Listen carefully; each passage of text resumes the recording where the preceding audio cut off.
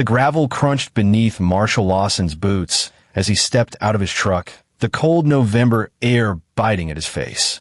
He'd been working late at the construction site, overseeing the final inspection of the commercial complex his crew had spent 8 months building. At 42, Marshall had earned his reputation as one of the most reliable general contractors in northern Michigan, a man whose word meant something, whose handshake sealed deals that others needed lawyers for. He'd built that reputation the hard way, starting as a day laborer at 19 after his own father had died in a work accident. Marshall had sworn he'd never let sloppy work or cut corners kill anyone on his watch. 23 years later, he'd never broken that promise. His company, Lawson Construction, employed 47 people and had never had a serious injury. His employees respected him because he worked harder than any of them, often arriving before dawn and leaving after dark. But tonight, as he entered his house on Maple Ridge Drive, Marshall felt the familiar weight that had been pressing on his chest for the past 6 months. The house was too quiet, too empty. His wife Kathy had left him in May, moving into her own apartment across town, though they hadn't filed for divorce yet. She claimed they'd grown apart, that Marshall was married to his work, all the usual lines. But Marshall knew the real reason was her brother. Renee Kerr had always been a problem. Marshall grabbed a beer from the refrigerator and sat at the kitchen table, letting the silence wash over him. At least he had Shannon. His daughter, 17 and brilliant, had chosen to stay with him when Kathy moved out. Shannon was a senior at Lakewood High, straight A's, editor of the school paper, planning to study journalism at Michigan State next fall. She looked like her mother, the same dark hair and green eyes, but she had Marshall's stubbornness, his unwillingness to back down from what was right. The arrangement had been simple. Shannon stayed with Marshall during the week, spent weekends with Kathy. It worked mostly, except when Renee was involved. Renee Kerr was Kathy's younger brother, 36 years old, and still acting like he was 20. He'd bounced between jobs his entire adult life. Car salesman, insurance agent, entrepreneur with schemes that never panned out. Currently, he managed a string of coin-operated laundromats that his late father had left him, though Marshall suspected the businesses were barely breaking even. Renee drove a BMW he couldn't afford, wore designer suits to family dinners, and had a smile that never reached his eyes. Marshall had never trusted him. There was something off about Renee, something that made Marshall's instincts, honed through years of reading people on job sites and in negotiations, scream warnings. The way Renee looked at women, including his own niece. The way he always seemed to have cash despite his failing businesses. The way he'd pushed Kathy to leave Marshall, whispering poison in her ear about how she deserved better. 3 months ago, Shannon had told Marshall that Uncle Renee made her uncomfortable. She wouldn't elaborate, just said she didn't like being alone with him. Marshall had immediately told Kathy, who dismissed it as Shannon being dramatic. Renee loves Shannon, Kathy had said. He's been like a father to her when you've been too busy working. That had sparked their worst fight since the separation. Marshall had forbidden Renee from being alone with Shannon. Kathy had accused him of being paranoid and controlling. They'd reached an uneasy truce. Renee could be at family gatherings, but Shannon was never to be left alone with him. Marshall drained his beer and checked his phone. It was 10:47 p.m. Shannon had been at her friend Daisy Hansen's house for a study session. She'd texted at 9, saying they were finishing up, and she'd be home by 11. Marshall trusted Shannon completely. She'd never given him reason not to, but he was still a father. He'd wait up. He walked to his home office, a converted spare bedroom lined with blueprints and construction manuals. On his desk sat a framed photo from Better Times. Marshall, Kathy, and 8-year-old Shannon at Mackinac Island, all three of them grinning at the camera. He'd been happy then. They all had been. Before Renee had started calling Kathy more often. Before the late-night emergencies that required Kathy to drive to Renee's apartment. Before Marshall had started noticing the distance growing between him and his wife, like ice forming on a lake, thin at first but thickening with each passing day. Marshall sat down and opened his laptop, intending to review next week's schedule. But his mind kept wandering to Shannon, to the worry in her eyes when she'd mentioned Renee. Marshall had dealt with enough scumbags in his life to recognize one. and Renee Kerr was a scumbag. He just hadn't figured out what kind yet. At 11:15 p.m., Marshall's phone buzzed. A text from Shannon, running late. Daisy's mom, making us hot chocolate. Home by midnight. Love you, Dad. Marshall smiled and replied, drive safe. See you soon. He went back to his laptop, losing himself in schedules and supply orders. Construction was straightforward. You followed the blueprint, used quality materials, did the work right. Unlike life, which seemed to delight in complicating everything. At 11:58 p.m., Marshall's phone rang. He glanced at the screen. Shannon. Odd. She'd be pulling into the driveway any minute. Hey, sweetheart, Marshall answered. You in the driveway? What he heard next turned his blood to ice. Shannon's voice, high-pitched and terrified. Daddy, Uncle Renee is driving me somewhere. I don't know where. Help me. Please, Daddy, I don't. Then silence. Not just quiet, but complete absence of sound, as if the call had been cut off mid-sentence. Shannon. Marshall shouted into the phone. Shannon. Nothing. Marshall's military training from his 4 years in the Army, 2 tours in Iraq before he'd left to care for his dying father, kicked in immediately. He forced himself to breathe, to think clearly. Panic killed people. Clear thinking saved them. He opened the Find My Phone app on his laptop with shaking hands. Shannon's location appeared on the map, moving north on Highway 31, heading away from town. Marshall grabbed his truck keys and his jacket, already running for the door. He called 911 as he started the engine. 911, what's your emergency? My daughter called me. She's been kidnapped. She's 17. The kidnapper is her uncle, Renee Kerr. She's in a vehicle heading north on Highway 31. Sir, slow down. What makes you think? I don't think, I know. She called me screaming for help. I'm tracking her phone. I'm going after her now. Sir, I need you to stay calm and...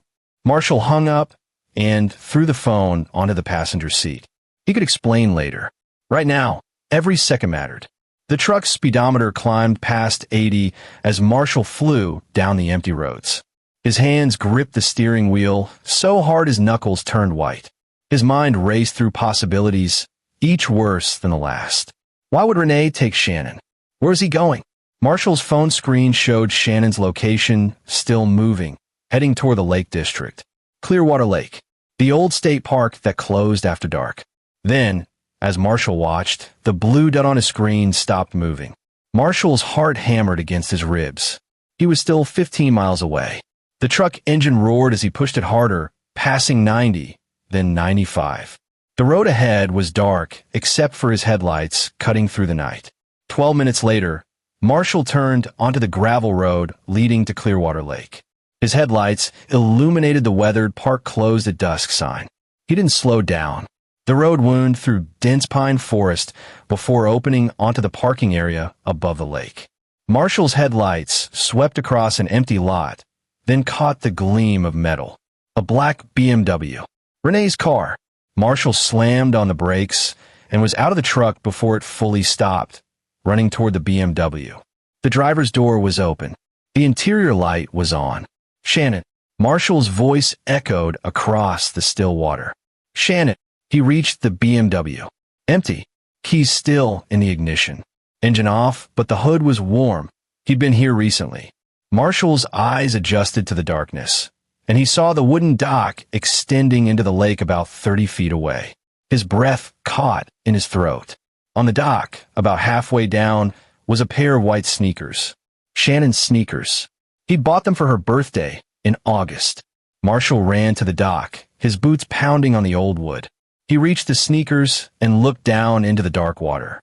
The surface rippled, circles spreading outward from a point about 15 feet from the dock. Without hesitation, Marshall tore off his jacket and dove in. The November water was brutally cold, like being stabbed with 1,000 knives. Marshall ignored it, swimming down into the darkness, his hands sweeping through the murky water. His lungs burned.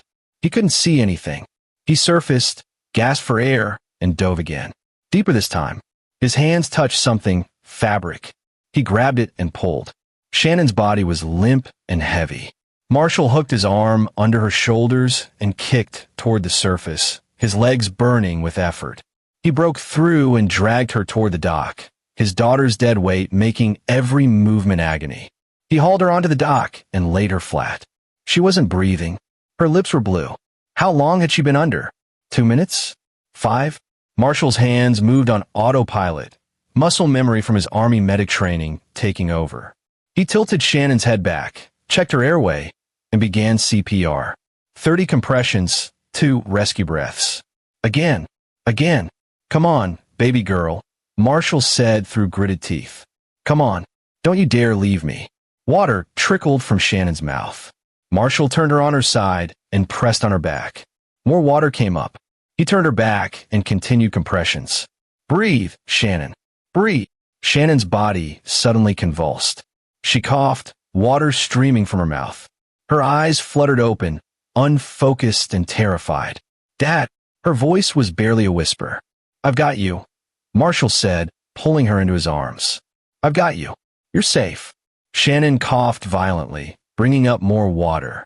Marshall held her as she shook, both of them soaked and freezing in the November night. He tried to... Shannon couldn't finish, her body racked with coughs and sobs. Don't talk. Just breathe. Ambulance is coming.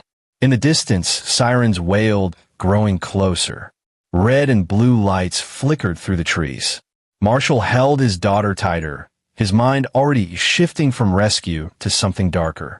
Renee Kerr had tried to kill his little girl, had thrown her in the lake and left her to drown. And Renee was still out there somewhere. Marshall's eyes scanned the dark forest surrounding the lake. Where had he gone? His car was still here, which meant he'd fled on foot. Or was he watching from the trees, making sure his victim had died? Did you see where he went? Marshall asked quietly. Shannon shook her head, still coughing. I kicked him when he threw me in. I think I hurt him. He was cursing. Good girl, Marshall said, pride mixing with his rage. Shannon was a fighter. Like him. The sheriff's patrol car skidded to a stop next to Marshall's truck. Deputy Bobby Browning, a man Marshall knew from Little League coaching, jumped out with his flashlight. Marshall? That you? Over here. I need an ambulance. My daughter almost drowned. Bobby ran down to the dock, his flashlight beam sweeping over them. Jesus Christ. What happened? Renee Kerr tried to kill her, Marshall said flatly. He drove her here and threw her in the lake. His car's right there. He ran into the woods. Bobby's flashlight found the BMW. Renee Kerr, your brother-in-law. He's not my anything, Marshall said coldly. He's a kidnapper and an attempted murderer. And when I find him, he's going to wish I'd let the police handle this. Marshall, don't. I want him found. Tonight. Put out an APB or whatever you need to do. This man tried to murder my daughter. The ambulance arrived minutes later, paramedics rushing down to the dock with blankets and a gurney. They worked on Shannon while Marshall stood to the side, dripping and shaking, not from cold, but from fury. As they loaded Shannon into the ambulance, she grabbed Marshall's hand. Don't leave me, Dad. Never, Marshall said, climbing in beside her. He looked back at Bobby. Find him. Bobby nodded grimly. We will. I promise. The hospital was bright and warm, a stark contrast to the cold darkness of the lake. Marshall sat in a plastic chair outside Shannon's examination room, still wearing his wet clothes, a blanket around his shoulders that he'd barely noticed someone putting there. Kathy burst through the emergency room doors at 1:47 a.m., her face pale and panicked. Where is she? Where's Shannon? Marshall stood. She's being examined. She's alive. Kathy ran to him, and for a moment, they were just two terrified parents. What happened? The police said, they said Renee. Marshall's expression hardened. Your brother tried to kill our daughter. He drove her to Clearwater Lake and threw her in the water to drown. Kathy's face crumpled. No, that's not. Renee wouldn't. He did, Marshall said, his voice like gravel. Shannon called me screaming for help. I tracked her phone, found his car at the lake, found Shannon in the water, not breathing. I pulled her out and did CPR. If I'd been 5 minutes later, she'd be dead. Tears streamed down Kathy's face. There must be some mistake. Maybe it was an accident. Marshall grabbed Kathy's shoulders, forcing her to meet his eyes. She told me he threw her in. This wasn't an accident. Your brother is a monster, and you need to accept that. Before Kathy could respond, a doctor emerged from Shannon's room. Mr. and Mrs. Lawson? How is she? Marshall asked immediately. She's stable. We've warmed her up and checked her lungs. She inhaled some water, but there's no pneumonia yet. We're going to keep her overnight for observation, but she should make a full physical recovery. Physical recovery? Marshall caught the emphasis. What about mentally? The doctor hesitated. She's been through severe trauma. She's going to need time, possibly counseling. Right now, she's asking for you, Mr. Lawson. Marshall walked into Shannon's room. She lay in a hospital bed, looking small and fragile under the white sheets, her dark hair still damp and tangled. Her eyes found her father, and fresh tears welled up. Daddy, Marshall was at her side instantly, taking her hand. I'm here, sweetheart. I'm right here, he said. Shannon's voice broke. He said I knew too much, that I'd seen something I shouldn't have seen.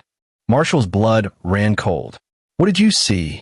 Shannon shook her head, her eyes wide with remembered fear. At the laundromat. Last week, when Mom sent me to drop off her dry cleaning at Uncle Renee's place. I went in the back because the front was locked, and I saw him with these men. They had bags of something and money, lots of cash on the table. When Uncle Renee saw me, he got really angry. He grabbed me and said if I told anyone, something bad would happen to Mom. Marshall's jaw clenched. Did you recognize the men? No, but they scared me, Dad. They had tattoos and looked dangerous. And Renee threatened you? Shannon nodded, tears flowing freely now. He's been texting me all week, saying I needed to keep my mouth shut. Tonight, he called and said Mom was in the hospital, that I needed to come with him right away. I was so scared for Mom that I got his car. But then he drove past the hospital, and when I asked where we were going, he just smiled this horrible smile and said we were going for a drive. That's when I called you. Marshall felt something crack inside him, the careful restraint he'd maintained since finding Shannon in the water. Renee hadn't just tried to kill his daughter. He'd manipulated her, threatened her, used her love for her mother against her. You did exactly right, Marshall said, his voice gentle despite the rage burning in his chest. You were so brave, Shannon. So smart. Is he in jail? Shannon asked in a small voice. Marshall had to tell her the truth. Not yet. He ran when he heard the sirens. But they're looking for him. Shannon's hand tightened on his. Dad, I'm scared. What if he comes back? He won't get near you. I promise you that. Kathy appeared in the doorway, her face red and puffy from crying. Shannon, baby. Mom. Shannon tried to sit up, wincing. Kathy rushed to the other side of the bed, and for a moment, they were a family again, united in their fear and relief. But Marshall knew it couldn't last. This changed everything. After the doctor convinced Shannon to rest, and she'd finally fallen asleep, Marshall and Kathy stepped into the hallway. What did she mean about seeing something at Renee's laundromat? Kathy asked. Marshall told her what Shannon had said. With each word, Kathy seemed to shrink into herself. I don't understand, Kathy whispered. Renee's businesses are legitimate. He inherited them from Dad. Then explain the men with bags of cash, Marshall said. Explain why he threatened our daughter. Explain why he tried to kill her. Kathy covered her face with her hands. I can't. I don't know my own brother anymore. You need to call the police and tell them everything you know about Renee, where he might go, who his friends are, everything. Kathy nodded weakly. I will. I can't believe this is happening. Marshall's phone buzzed. Deputy Bobby Browning. We found footprints heading east from the lake into the woods, Bobby said. Follow them to Old Miller Road. Looks like someone picked him up there. We found his phone smashed on the road. Probably didn't want to be tracked. We've got patrol cars watching his apartment and the laundromats, and we've issued a bolo for him. Every cop in 3 counties is looking. What about his known associates? Marshall asked. We're working on it. But Marshall, you need to know, we searched his BMW. Found some interesting stuff in the trunk. What kind of stuff? The kind that suggests your daughter stumbled onto something big. We found a bag with $50,000 in cash, a burner phone with encrypted messages, and a 9mm handgun with a serial number filed off. Marshall's free hand curled into a fist. What was he into? I can't share details of an ongoing investigation, But let's just say Renee Kerr was on our radar for other reasons. Your daughter might have just helped us crack a case we've been working for 6 months. After hanging up, Marshall stood in the hospital corridor, his mind processing everything. Renee was involved in something criminal. Something serious enough that he tried to kill a 17-year-old girl to keep her quiet. And now he was in the wind, probably desperate and dangerous. Marshall made a decision. He let the police do their job, but he'd also do his own investigation. He'd spent 2 decades building a network of contacts across northern Michigan, contractors, suppliers, workers who knew people who knew people. If Renee was hiding, Marshall would find him. But first, he needed to keep Shannon safe. At 4 a.m., after Shannon had been moved to a regular room and was sleeping peacefully with Kathy watching over her, Marshall left the hospital. The sun wouldn't rise for another 3 hours, but he had work to do. He drove to his office, a small building adjacent to his construction yard. Inside, he unlocked the safe in his private office and removed something he hadn't touched in 15 years, his military records and service medals from Iraq. Beneath them was a small black notebook filled with names and numbers from his time in the Army. Marshall had never talked about his service, even with Kathy. There were things he'd done, people he'd worked with, operations that remained classified. But now, he needed to reach out to that old network. He dialed a number from memory, one he'd never written down. The phone rang 3 times before a gravelly voice answered. This better be important. Felix, it's Marshall Lawson. A pause. Marsh? Jesus, it's been what, 10 years? 12. I need a favor.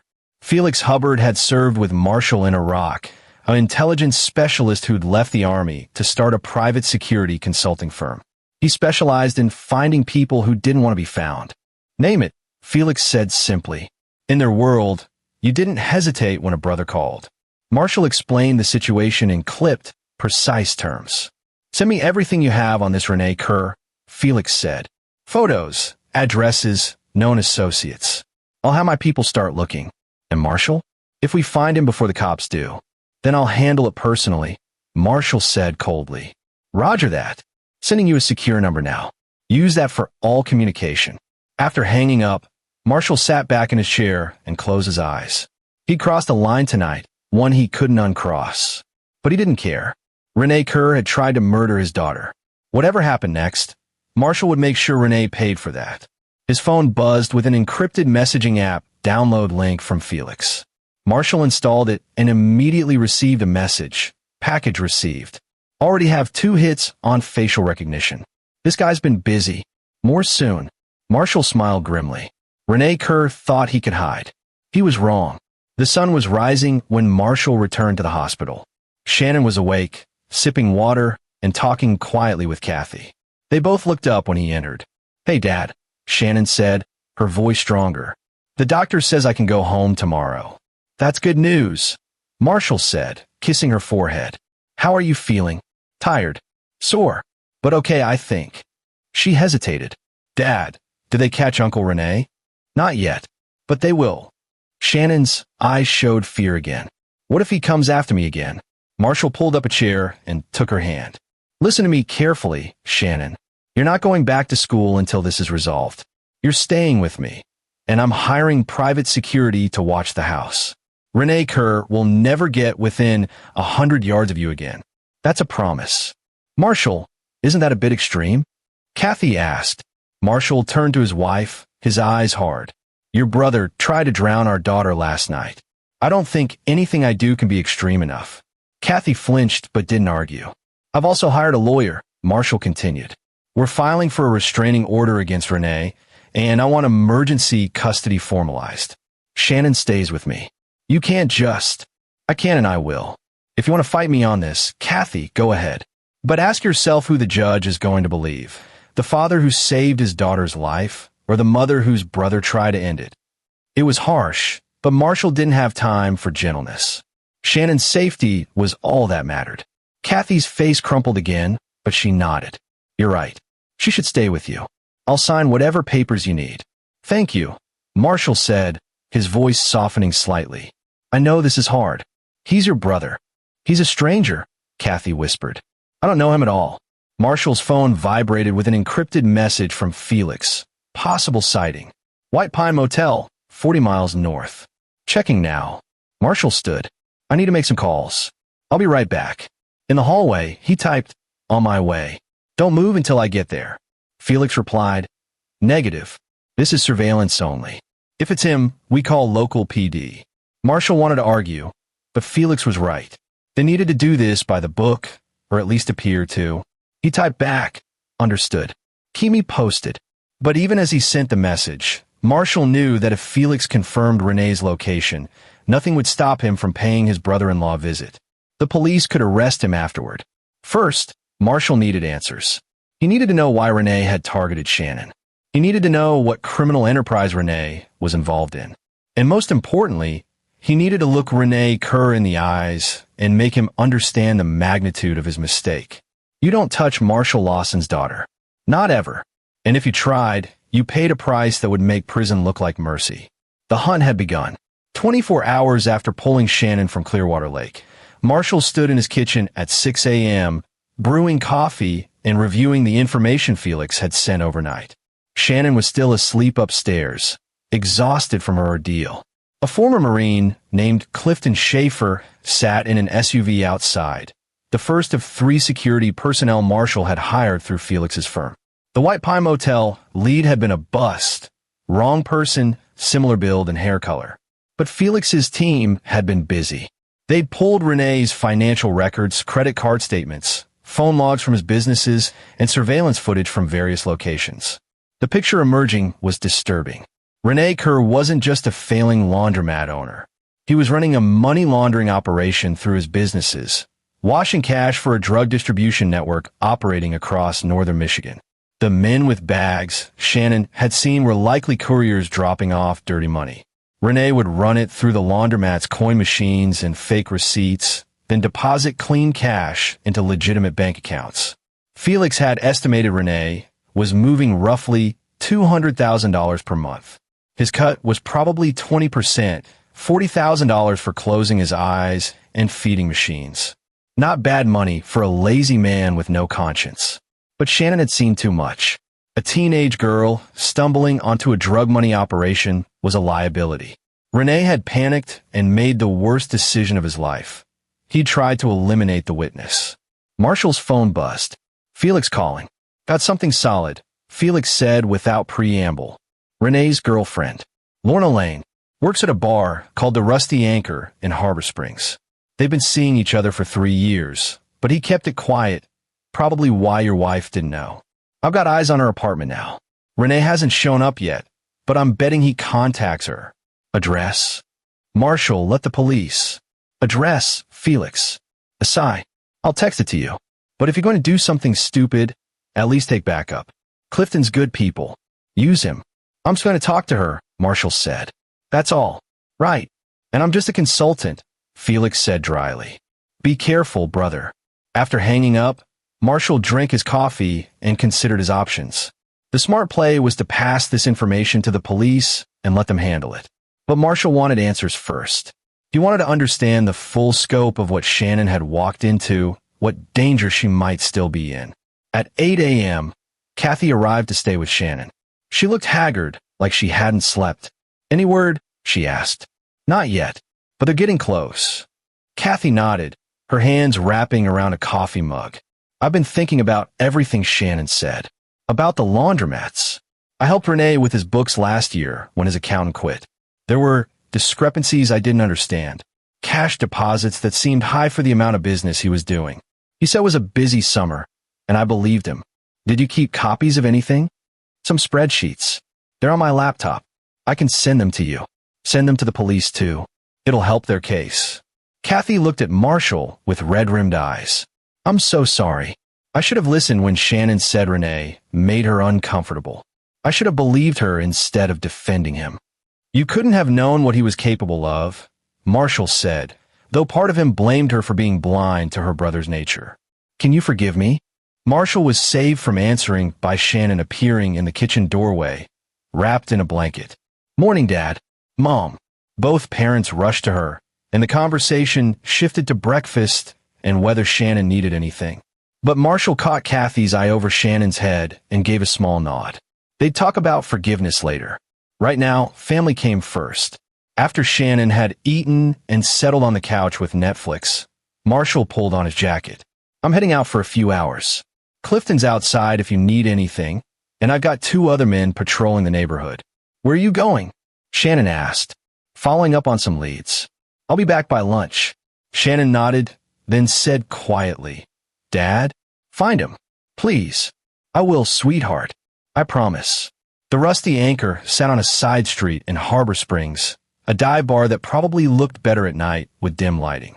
At 10 a.m., it was closed, but Marshall could see movement inside through the grimy windows. He knocked on the door. After a moment, it opened to reveal a woman in her early 30s with bleached blonde hair and suspicious eyes. We're closed, she said. Lorna Lane. Her eyes narrowed. Who's asking? Marshall Lawson. I'm Renee Kerr's brother-in-law. I need to talk to you about him. I don't know any. Please, Marshall interrupted. My daughter's life might depend on it. Something in his tone must have reached her, because Lorna hesitated, then stepped back. 5 minutes. That's all you get. The bar smelled like stale beer and cigarettes. Lorna leaned against the counter, arms crossed defensively. What do you want? I know about you and Renee. I know you've been seeing each other for 3 years. I need to know where he is. Haven't seen him in days, Lorna said quickly. Too quickly. Lorna, Renee tried to kill my 17-year-old daughter 2 nights ago. He drove her to a lake and threw her in to drown. If I hadn't found her in time, she'd be dead. Now, I don't know how much you know about what Renee's involved in, but I promise you this. If you help him hide, you become an accessory to attempted murder. Lorna's face had gone pale. He wouldn't. Renee wouldn't hurt Shannon. He talks about her all the time, says she's smart and... He dumped her in a lake and left her die, Marshall said flatly. The police have physical evidence, witnesses, everything. And when they arrest him, and they will, they're going to look at everyone connected to him, including you. Lorna sank onto a bar stool, her hands shaking. Jesus Christ. Tell me what you know about his business. The laundromats. I don't know anything about that. I swear. Marshall studied her face. She looked genuinely shocked and scared. Maybe she really didn't know. Has he contacted you since Sunday night? No. I tried calling him yesterday, but his phone's off. If he does contact you, you need to call the police immediately. Don't tell him where you are. Don't agree to meet him. Just call the cops. Lorna nodded, tears streaking her makeup. I can't believe. Why would he hurt Shannon? Because she saw something she wasn't supposed to see. And Renee decided his criminal enterprise was more important than the life of child. As Marshall turned to leave, Lorna called out, Wait, there's this guy, Pedro. Renee talked about him sometimes, said he was his business partner. I always thought they were talking about the laundromats, but now I heard them on the phone once, and Pedro was saying something about the shipment and cleaning the money. I didn't think anything of it at the time. Pedro have a last name? May I think? Pedro Man. Renee said he lives in Traverse City. Marshall pulled out his phone and typed the name into an encrypted message to Felix. Anything else? Renee has a cabin up near Sleeping Bear Dunes. It was his dad's hunting cabin. Renee doesn't use it much. No electricity, no running water, but he mentioned it once as a place to lay low if things got hot. I don't know exactly where it is, but it's somewhere near Glen Arbor. Thank you, Lorna. You may have just saved my daughter's life. Back in his truck, Marshall received a response from Felix, Pedro Man, 38, 2 priors for drug distribution, known associate of Orlando Dean, suspected to run distribution for a cartel operation. This is bigger than we thought. I'm sending everything to local DEA. Marshall started the engine, his mind racing. Renee hadn't just stumbled into petty crime. He was connected to serious players, people who wouldn't hesitate to kill to protect their operation, which meant Shannon might still be in danger. If Renee was desperate, or if his partners decided she was still a liability, Marshall's phone rang. Deputy Bobby Browning. Marshall, we need you to come to the station. What's wrong? Is it Shannon? No, she's fine. But we got a hit on Renee's credit card. He used it this morning at a gas station in Glen Arbor. We're organizing a search of the area, but we want to let you know. Glen Arbor, where Lorna said the hunting cabin was. Bobby, there's a cabin somewhere near there. It belonged to Renee's father. No electricity or water. That's where he's hiding.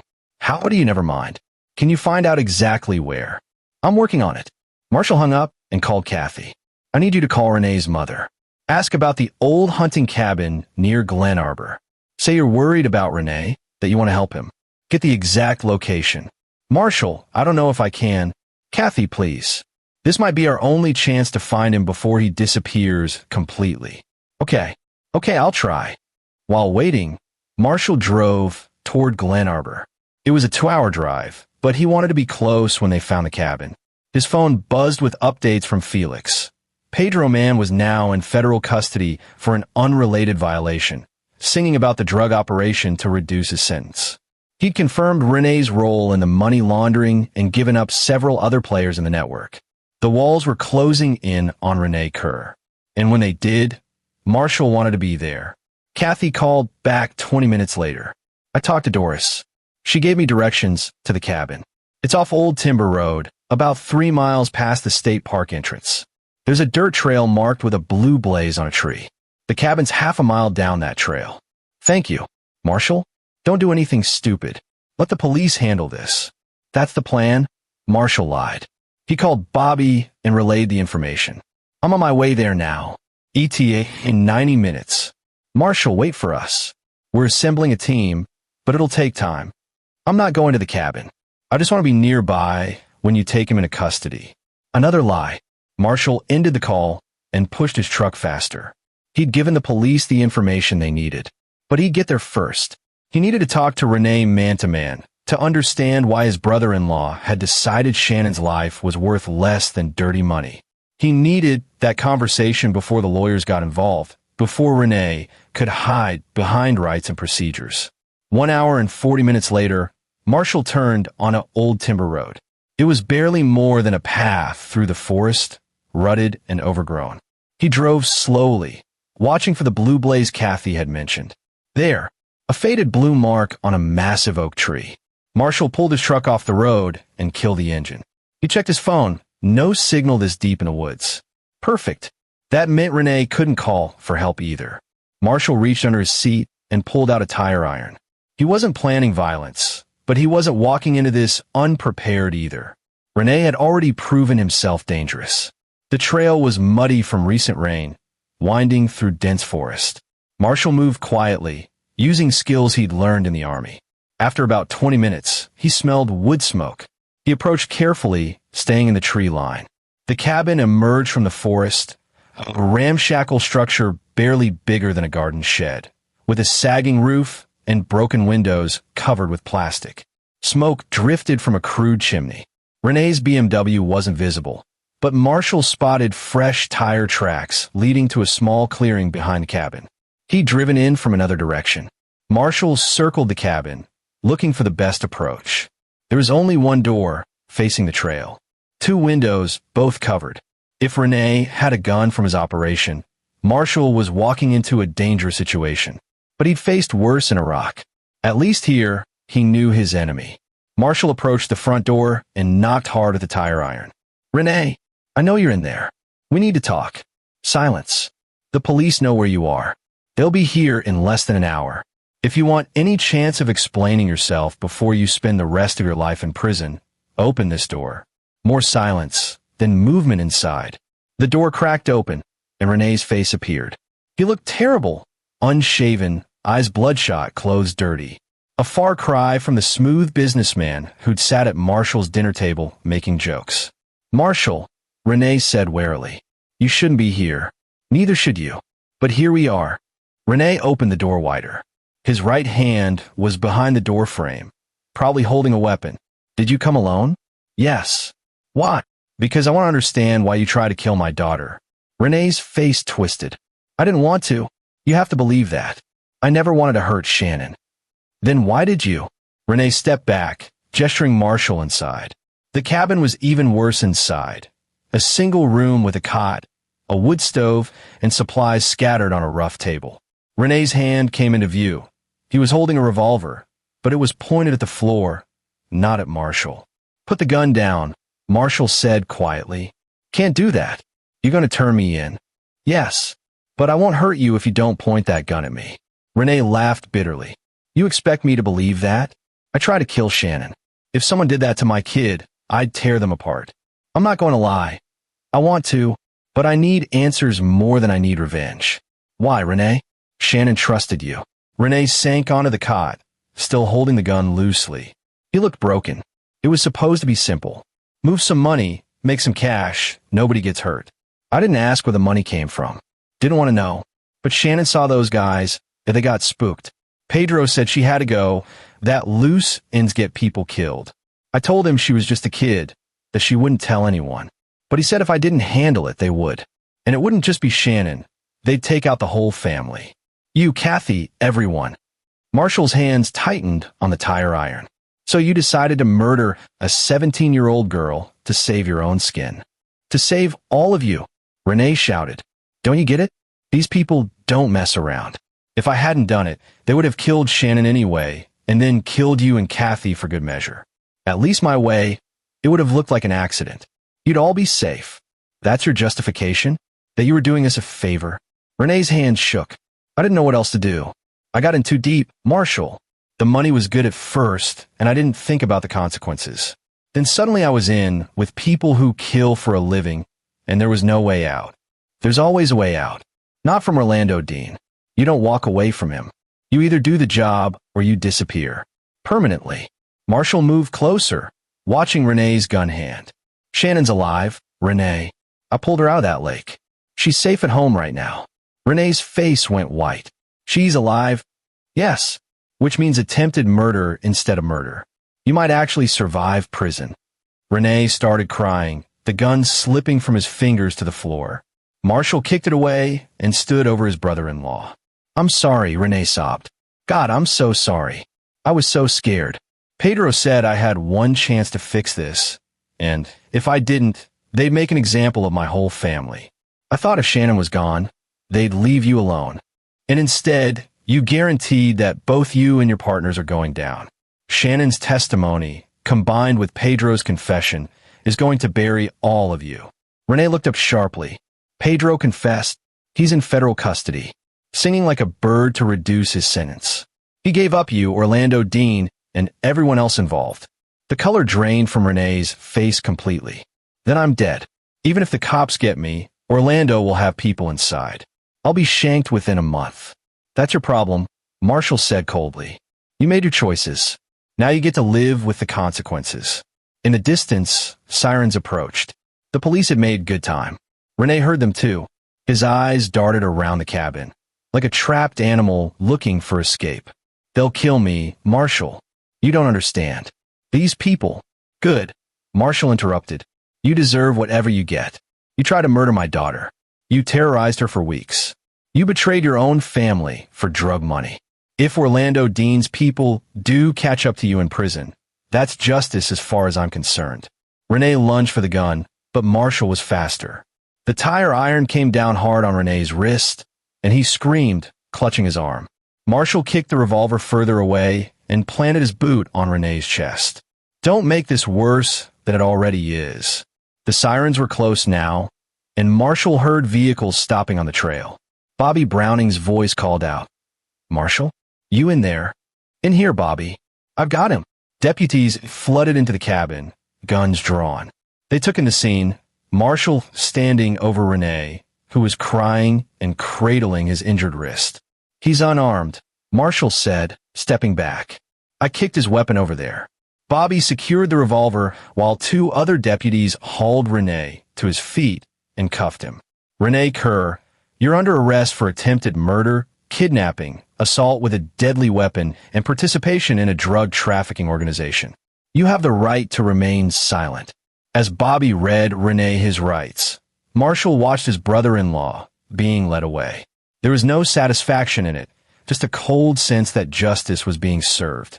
Renee would face trial, probably plead guilty to reduce his sentence, and spend the next 20 years or more in prison. And Marshall would make sure Shannon never had to see him again. Bobby approached once Renee was in the patrol car. You were supposed to wait for us. I got here first, Marshall said simply. His wrist is broken. He reached for his gun. I defended myself. Bobby studied Marshall's face, then sighed. I should charge you with interference in a police investigation. But you won't. No, because you gave us the location that let us catch him, and because your daughter nearly died because of that bastard. But Marshall? Next time, wait for the professionals. There won't be a next time. Marshall walked out of the cabin and down the trail to his truck. His hands were shaking now that the adrenaline was wearing off. He confronted the man who'd tried to kill his daughter, had looked him in the eyes and seen nothing but a coward who'd made terrible choices and tried to justify them. But it wasn't over. Not yet. Renee was just one piece. Orlando Dean was still out there. And if Renee was right about the threat to Marshall's family, then Shannon might still be in danger. Marshall pulled out his phone as he reached his truck. Signal was returning. He called Felix. Renee's in custody, Marshall said, but he mentioned someone named Orlando Dean. Said Dean ordered the hit on Shannon and would kill the whole family if Renee didn't comply. Orlando Dean, Felix repeated. I'll pull everything I can find on him. Give me 2 hours. Make it fast. If Dean thinks my family is a liability, we need to know what he's planning. On it, Marshall drove back toward home, his mind already planning the next steps. He'd protected Shannon from Renee, but now he needed to protect her from whatever came next. And if Orlando Dean decided to finish what Renee had started, Marshall would be ready. He'd spent his whole adult life building things, structures, businesses, a family. Now he was prepared to destroy anyone who threatened what he'd built. Renee had been first. Orlando Dean would be next. And Marshall Lawson didn't leave his enemies standing. The war wasn't over. It had just begun. 3 days after Renee's arrest, Marshall sat in a small office at the county courthouse with Shannon, Kathy, and their lawyer, a sharp woman named Stephanie Fuller who specialized in family law and victim advocacy. The restraining order hearing was a formality. Renee remained in jail on $500,000 bail that no one was willing to post, facing charges that would likely keep him in prison for decades. But Shannon needed this. She needed the legal system to officially say, "You're protected. He can't hurt you." Judge Marcus Dodge, a man in his 60s with kind eyes and a reputation for fairness, reviewed the petition. Miss Lawson, I understand you've been through an extraordinary trauma. The court has reviewed the police reports, medical records, and witness statements. Before I issue this order, I want to hear from you directly. How do you feel about seeing your uncle again? Shannon sat up straighter, her voice steady despite the tremor in her hands. Your Honor, I'm terrified of him. He tried to kill me. He threatened my mother to keep me quiet about what I saw. I don't feel safe knowing he exists in the world, but I especially don't feel safe knowing he might someday be free. I need to know that no matter what happens with his trial, he can never contact me, approach me, or come near my family. You have my word on that, Judge Dodge said gently. This court is granting a permanent restraining order. Mr. Rene Kerr is prohibited from contacting you, your father, your mother, or anyone in your household through any means, directly, indirectly, or through third parties. He may not come within 500 feet of your home, your school, or any location you regularly visit. If he violates this order, he'll face additional criminal charges. Shannon's shoulders sagged with relief. Thank you, Your Honor. After the hearing, Marshall and Shannon walked out of the courthouse into bright October sunshine. Kathy had left separately, still struggling with her role in what had happened. The divorce papers had been filed 3 days ago. Marshall felt nothing about it, except relief that Shannon would be protected. Ice cream, Marshall suggested. Shannon smiled, the first genuine smile he'd seen since the lake. Yeah, that sounds good. They drove to Betty's Diner, a local institution where Marshall had taken Shannon since she was old enough to eat solid food. They slid into their usual booth, and Betty herself, a woman in her 70s who'd run the place for 40 years, came over with a concerned expression. Heard what happened, Marshall? That sweet girl of yours. How's she holding up? I'm okay, Miss Betty, Shannon said. Thanks for asking. You're stronger than okay, honey. You're a fighter. Betty squeezed Shannon's shoulder. Ice cream sundaes on the house. Both of you. As Betty walked away, Shannon said quietly, Everyone in town knows, don't they? It made the news, Marshall admitted. But people are on your side, sweetheart. You're the victim here, not something to be ashamed of. I know. It just feels weird having people know private stuff about me. Marshall understood. Small-town life meant nothing stayed private for long, especially not something as dramatic as what had happened. Their Sundays arrived, hot fudge for Marshall, caramel for Shannon, and they ate in comfortable silence for a few minutes.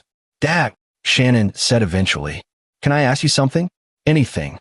"In the hospital, I heard you making phone calls, talking to someone about finding Uncle Rene. It sounded like military stuff from before I was born." Marshall had known this conversation would come eventually. "I was in the Army before you were born. Infantry, then intelligence. I don't talk about it much because some of what I did remains classified, but yes, I reached out to old contacts to help find Rene." "Were you like special forces or something?" "Not quite that elite, but I did some specialized work. Learned how to find people who didn't want to be found, how to gather intelligence, how to operate in hostile territory." He paused. "Shannon, I need you to understand something. Everything I learned in those years, every skill I acquired, I would use all of it and more to protect you. There's no length I wouldn't go to keep you safe." Shannon reached across the table and took his hand. "I know, Dad. That's what scares me." "Scares you? When you pulled me from the lake, when I was coughing up water and you were holding me, I saw your face. You looked," she searched for the word, "dangerous, like you were ready to kill someone. I've never seen you look like that before." Marshall squeezed her hand gently. "In that moment, I would have. If Rene had still been there, if I'd seen him while you were dying in the water, I don't know what I would have done. But I'm not a killer, Shannon. I'm your father, and I'm a builder. I make things. I don't destroy them unless I absolutely have to. But you would have destroyed Uncle Rene." "Yes," Marshall said honestly. "If that's what it took to save you, yes." "Does that scare you?" Shannon thought about it, then shook her head. "No, it makes me feel safe. I don't want you to get in trouble because of me. That's my worry, not yours. Your job is to heal, to get back to being a teenager, to think about college and your future. My job is to make sure you have that future." They finished their Sundays and drove home. Clifton Schaefer was still parked outside in his SUV, though the immediate threat had passed with Rene's arrest. Marshall was paying for 24-hour security for another week, just to be safe. Inside, Shannon went upstairs to her room, and Marshall headed to his office. He had a new encrypted message from Felix. "Found Orlando Dean. Bad news. He's connected. Real connected. Mexican cartel ties, political protection, the works. Runs his operation out of a supposedly legitimate import-export business in Traverse City. DEA has been building a case for 2 years but can't touch him. Too many lawyers, too much money. Witnesses keep disappearing or changing their stories. Pedro Man was their best shot at flipping someone close to Dean, and even he's only giving up middle management. Worst news, Dean knows about Shannon. Word is he's pissed that Rene screwed up and brought heat down on the operation. But our sources say Dean's also pragmatic. The operation is being shut down and moved elsewhere. Dean's cutting his losses and getting out of Michigan. He's probably going to disappear into Mexico within a month. Good news, he's not coming after your family. You're not worth the risk for him. Shannon's testimony will help prosecute Rene and his associates, but doesn't touch Dean directly. As far as Dean's concerned, you're collateral damage that's already been dealt with. He's moving on.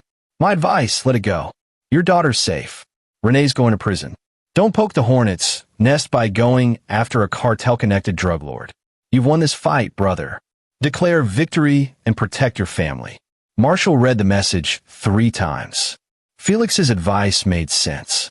Shannon was safe. Rene was in custody. The immediate threat had passed. A smart man would count his blessings and move on. But Marshall wasn't feeling particularly smart. He was feeling angry. Orlando Dean had ordered the hit on his daughter. Maybe Dean hadn't pulled the trigger or thrown Shannon in the lake, but he'd given the order. And now he was going to walk away, disappear into Mexico, and probably continue his business elsewhere with other victims. Marshall typed back, "Send me everything you have on Dean. Operations, addresses, known associates, daily routines. Everything." Felix's response was immediate. "Marshall, don't do this. This isn't like dealing with Rene. Dean has resources, protection, and no conscience.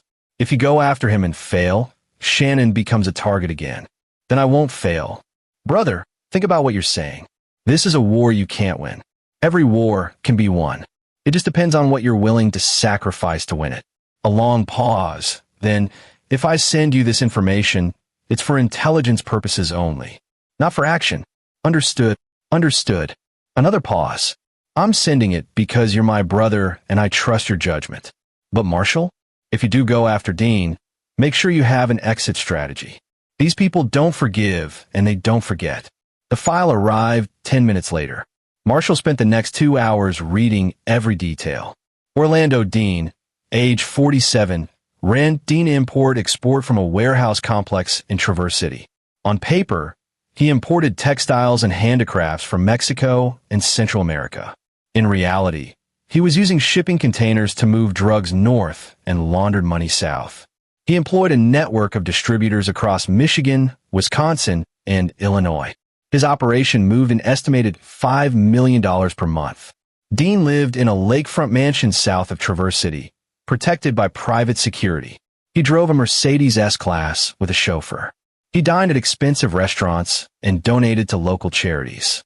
He had a wife, Velma, and 2 teenage sons. He attended church every Sunday. He was, by all appearances, a legitimate businessman and pillar of the community. Except he'd ordered the murder of a 17-year-old girl. Marshall studied the file late into the night, looking for weaknesses, for vulnerabilities. Dean's operation was sophisticated, but sophisticated meant complex. Complex meant points of failure. And every point of failure was an opportunity. Marshall wasn't going to confront Dean directly. That was Renee's mistake. Acting impulsively, trying to solve problems with violence. Marshall would be smarter. He'd do what he did best, build something. But this time, he'd build a trap. Over the next week, Marshall put his plan in motion while maintaining the appearance of moving on with his life. Shannon returned to school with a security escort. Marshall went back to work, managing his construction projects, attending meetings, being visible and normal. But at night, he met with Felix and Clifton, who'd agreed to help despite their reservations. Together, they assembled the pieces of their operation. First, they needed leverage. Dean's operation depended on his warehouse complex, where containers arrived from Mexico, were unloaded, and drugs were distributed to local dealers. The warehouse had security, but it wasn't impenetrable. Felix's team included former Special Forces operatives who specialized in exactly this kind of infiltration. Second, they needed documentation. It wasn't enough to disrupt Dean's operation. They needed to ensure he couldn't rebuild. That meant gathering evidence that would survive legal scrutiny and couldn't be explained away by expensive lawyers. Third, they needed to ensure Dean couldn't retaliate. That was the trickiest part. Even if they destroyed his Michigan operation, Dean still had connections and resources. He could hire people to hurt Marshall's family out of spite. Marshall's solution was as elegant as it was ruthless. He made sure Dean was too busy running for his life to worry about revenge. The operation began on a Friday night, 3 weeks after Shannon's abduction. Dean's warehouse received a shipment from Mexico every Friday at 10 p.m. Felix's sources had confirmed the pattern. This Friday, Marshall and his team would be waiting. At 9:30 p.m., Marshall hugged Shannon goodnight. She was having a sleepover at Daisy Hansen's house, a return to normalcy that her therapist had encouraged. Kathy would pick her up in the morning. Everything was normal. Everything was safe. At 10 p.m., Marshall was parked half a mile from Dean's warehouse, dressed in black tactical gear, earpiece connected to Felix and Clifton's team. Eyes on target, Clifton's voice came through. 2 guards at the front gate. For inside, container truck just arrived.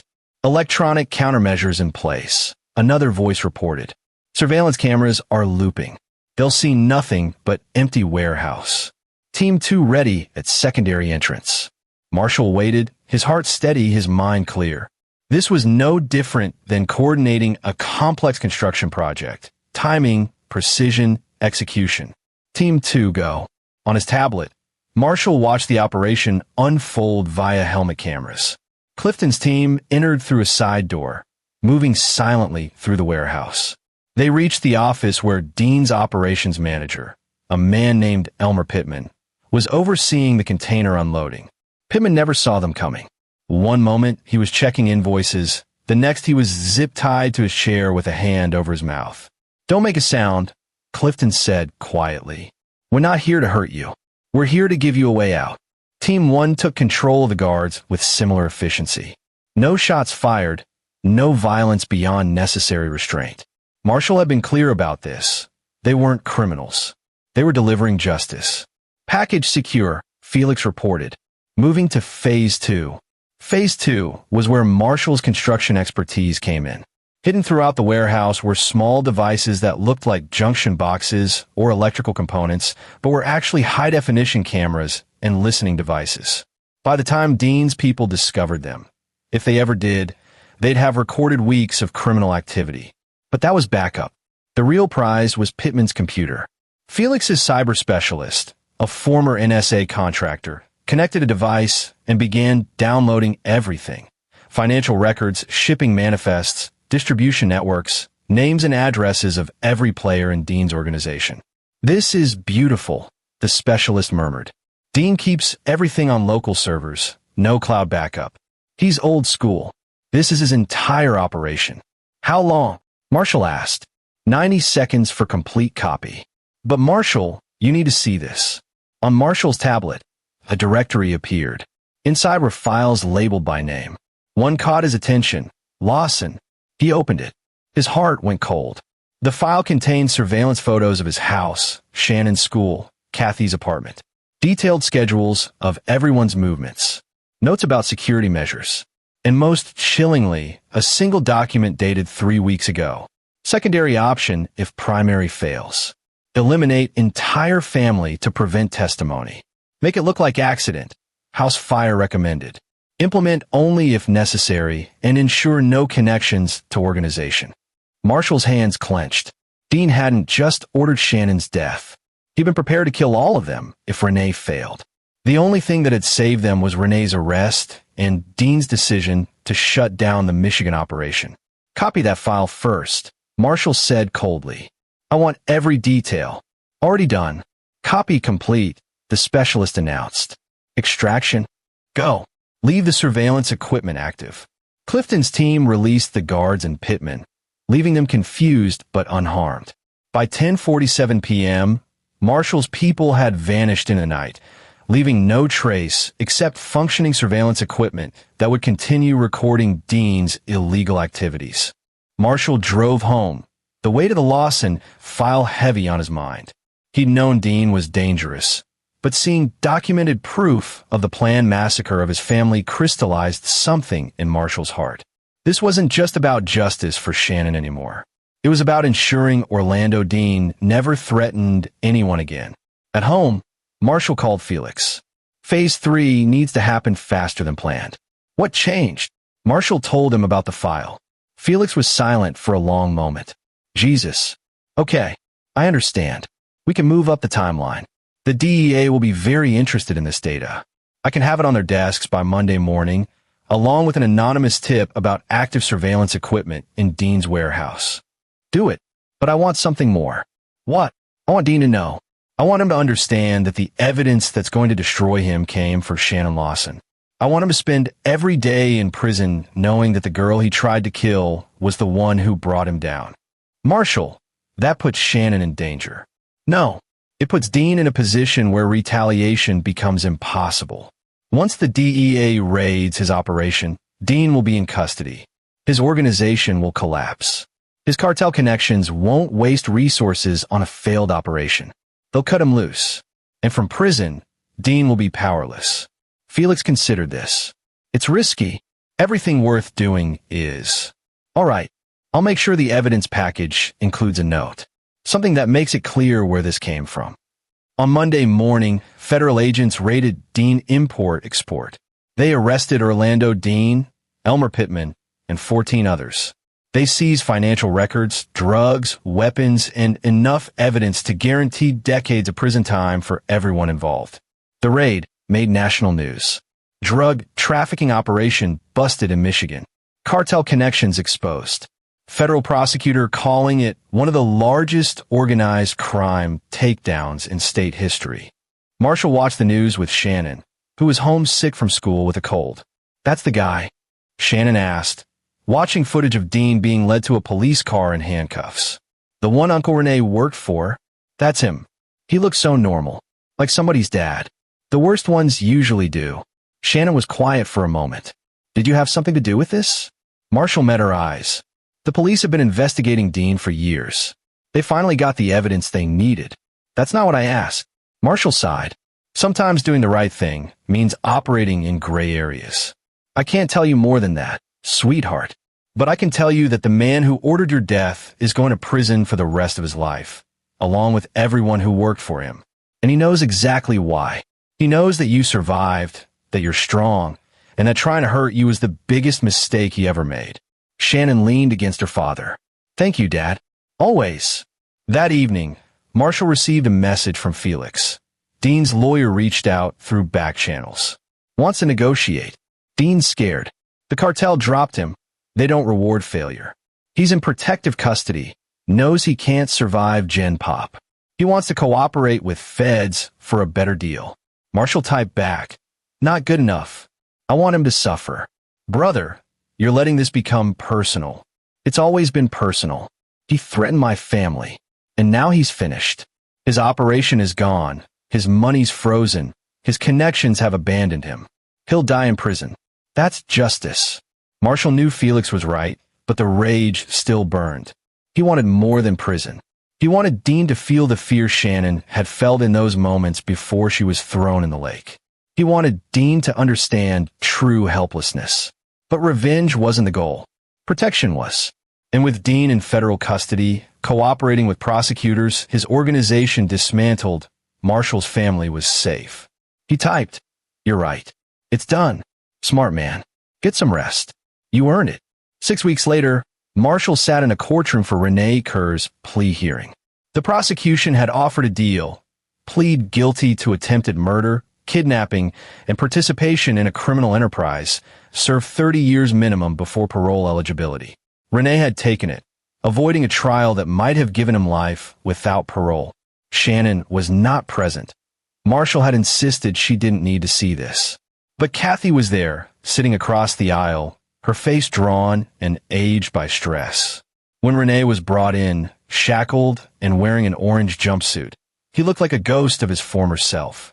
Prison had not been kind. He'd been attacked twice already. Inmates didn't like child predators or snitches, and Rene was both. Judge Dodge reviewed the plea agreement. "Mr. Kerr, you understand you're pleading guilty to attempted murder of a minor, kidnapping, and RICO violations? The sentence recommendation is 30 years minimum in federal prison." "Yes, Your Honor," Rene said, his voice barely above a whisper. "And you understand you're waiving your right to trial?" "Yes." "Very well. Does the victim or victim's family wish to make statement?" Marshall stood. He'd prepared remarks, but now, looking at the broken man who tried to kill his daughter, the words seemed insufficient. "Your Honor, my daughter is 17 years old. She's smart, kind, and has her whole life ahead of her. 6 weeks ago, this man drove her to a lake and threw her into the water to drown. He watched her struggle. He listened to her scream for help. And then he walked away, leaving her to die. The only reason my daughter is alive is because she called me, and I was able to track her phone and reach her in time. I pulled her from that water and performed CPR while she wasn't breathing. I had to save my own daughter from the actions of a man she'd trusted her entire life. Shannon is physically recovered, but she has nightmares. She's afraid of water now, won't go near the lake. She looks over her shoulder constantly, even though her attacker is in custody. That fear will probably never completely go away. This man didn't just try to kill Shannon. He tried to kill my family's sense of safety and trust. He succeeded in destroying our relationship with my wife's family. He forced us to question everyone and everything. I hope the 30 years Mr. Kerr will serve gives him time to think about what he destroyed. Not just a family's peace, but his own soul. Because anyone who could hurt a child like that has no soul left." Marshall sat down. Rene was crying, but Marshall felt no sympathy. Judge Dodge banged his gavel. Mr. Kerr, you have pleaded guilty to heinous crimes against a child. The court accepts your plea and sentences you to 30 years in federal prison with no possibility of parole before serving the minimum sentence. You will also be required to register as a violent offender upon release if you live that long. May God have mercy on your soul, because this court has none. Bailiff, remove the defendant. As Renee was led away, he looked at Marshall one last time. Their eyes met, and Marshall saw fear. Good. Let him be afraid. Let him spend the next 3 decades looking over his shoulder, wondering when violence would find him. Outside the courthouse, Kathy approached Marshall. Thank you, she said quietly, for saving her. For everything. You don't need to thank me. She's my daughter. Can we talk? Just for a minute. They walked to a bench overlooking the parking lot. Kathy twisted her hands in her lap. I've been thinking a lot about what happened, about my role in it. I didn't just ignore Shannon's concerns about Renee. I actively dismissed them, told her she was overreacting. I chose my brother over my daughter. Tears rolled down her face. I don't know how to live with that.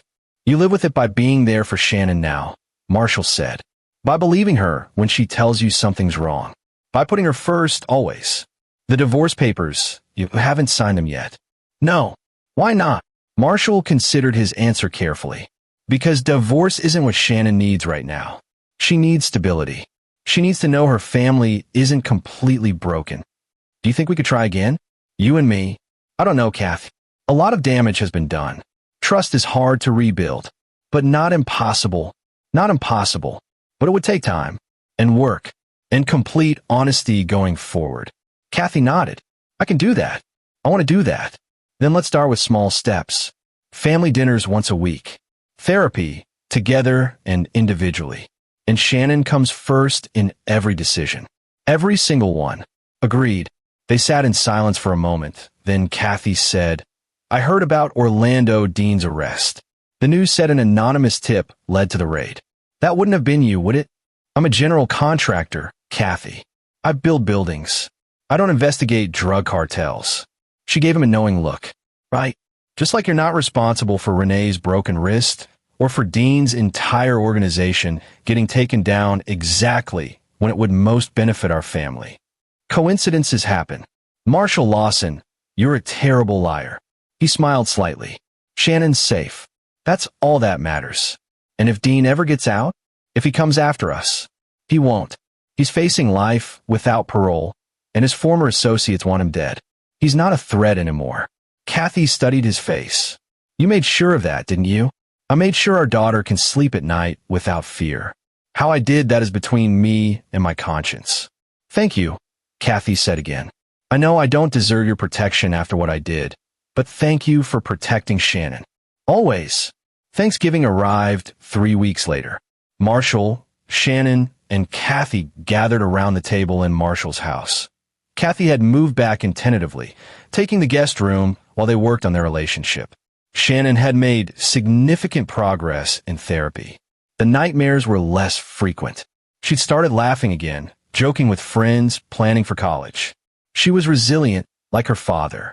As they held hands to say grace, Marshall looked at his daughter, alive, safe, strong, and felt gratitude more profound than any prayer could express. Before we eat, Shannon said, I want to say something. Go ahead, sweetheart. I've been thinking about what happened. About Uncle Renee and that Orlando Dean guy and everything. And I realized something. The world has people in it who will hurt you just because they can, or because it's convenient, or because they don't see you as human. That's scary. But the world also has people like you, Dad. People who will dive into freezing water without hesitation to save someone. People who will fight monsters to keep their family safe. People who won't give up, no matter how hard things get.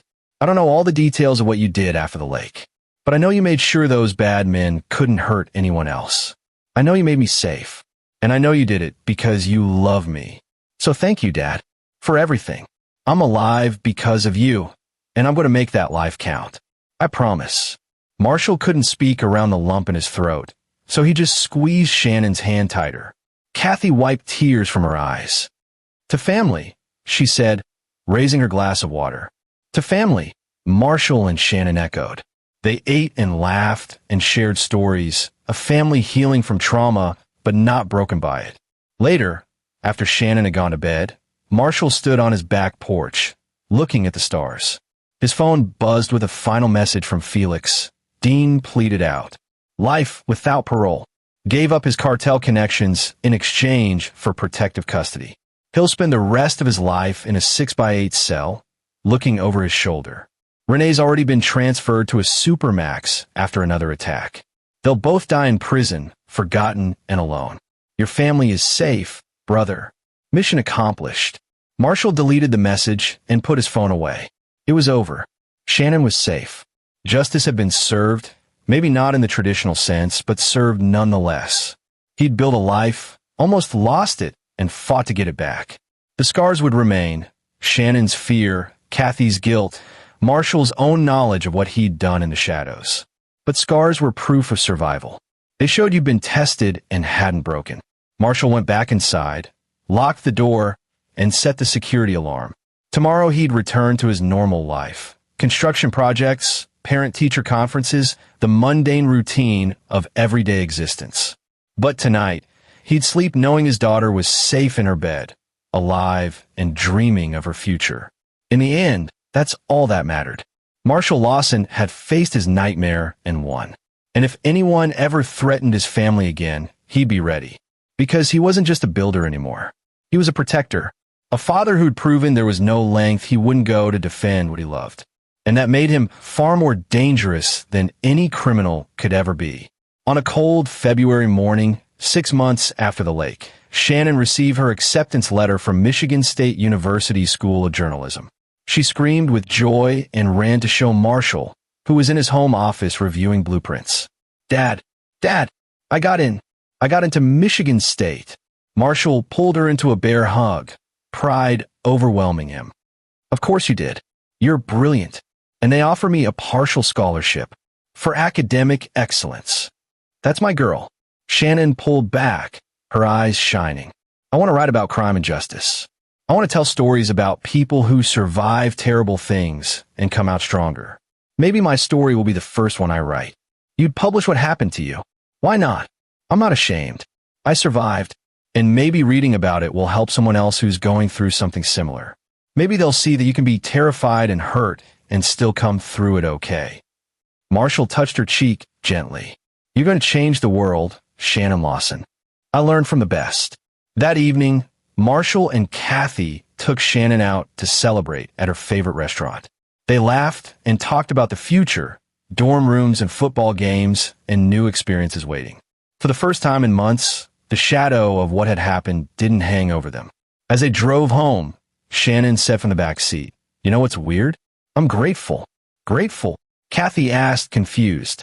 Not for what Uncle Renee did, but for what it showed me. That I'm stronger than I thought. That Dad would move heaven and earth to save me. That our family could survive anything. I wouldn't have chosen to go through that, but now that I have, I'm not the same person. I'm better, stronger, more sure of who I am and what I want. Marshall met her eyes in the rearview mirror. You were always strong, sweetheart. You just didn't know it yet. Maybe, but now I do, and nobody can take that away from me. Back home, Marshall sat in his office and opened his safe one last time. He removed the black notebook with Felix's contact information and the documentation of everything they'd done to bring down Orlando Dean. He fed the pages through his shredder, destroying the evidence of his vigilante justice.